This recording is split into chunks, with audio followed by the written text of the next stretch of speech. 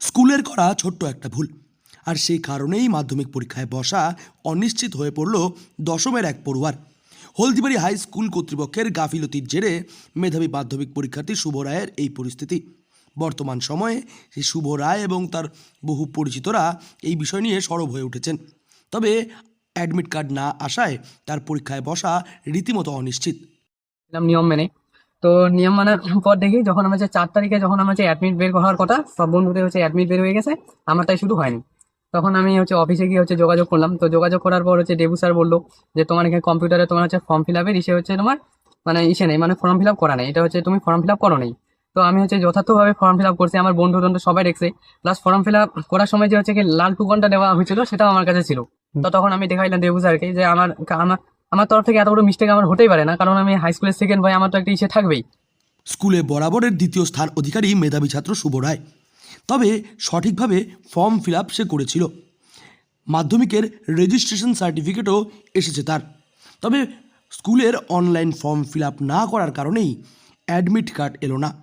আর এই ভুল স্কুল কর্তৃপক্ষের, কারণ সে অফলাইন ফর্ম ফিল আপ করেছিল নিয়ম মেনে বাকি ছাত্রদের সঙ্গে।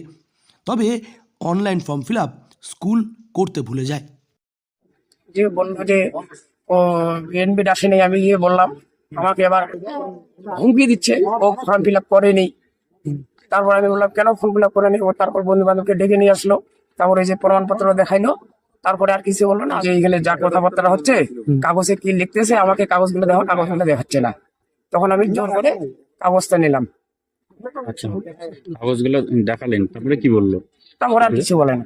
স্কুল থেকে কে হুমকি দিল? কালকে অফিসে হুমকিটা দিয়েছে। বর্তমান সময়ে স্কুল কর্তৃপক্ষের গাফিলতির জেরেই এই বছর মাধ্যমিক পরীক্ষার অ্যাডমিট তার এলো না। বর্তমান সময়ে সে অনেকটাই ভেঙে পড়েছে। তিনি চান যেন এবছর তাকে মাধ্যমিক পরীক্ষায় বসতে দেওয়া হয়, না হলে গোটা একটা বছর সে নিজেকে প্রস্তুত করার কাজে যে মগ্ন হয়েছিল তা একেবারেই বিফলে যাবে। পর্ষদের দ্বারস্থ হয়েও এ বিষয়ে সুরাহা মেলেনি, কারণ পর্ষদের দাবি এই ভুল স্কুল কর্তৃপক্ষের, পর্ষদের নয়।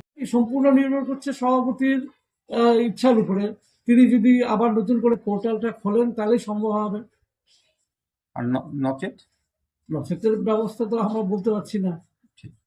স্যার, কার গাফিলতিতে এটা হলো স্যার, কি মনে করছেন আপনি? এটা দেখুন, এটা যেহেতু এবার অনলাইনে হয়েছে, আর পুরোপুরি এটা টেকনিক্যাল মিস্টেকের জন্য হয়েছে। সেই টেকনিক্যাল মিস্টেকের জন্য আমরা বিভিন্ন জায়গায় তদবির দরবার করছি, দেখা যাক কতটা ফলপ্রসূ হয়। চলতি বছরে হলদিবাড়ির এলাকার এই মেধাবী পড়ুয়া শুভ রায়ের মাধ্যমিক পরীক্ষায় বসা একেবারেই অনিশ্চিত। কোচবিহার থেকে সার্থক পণ্ডিতের রিপোর্ট, লোকাল 18 বাংলা।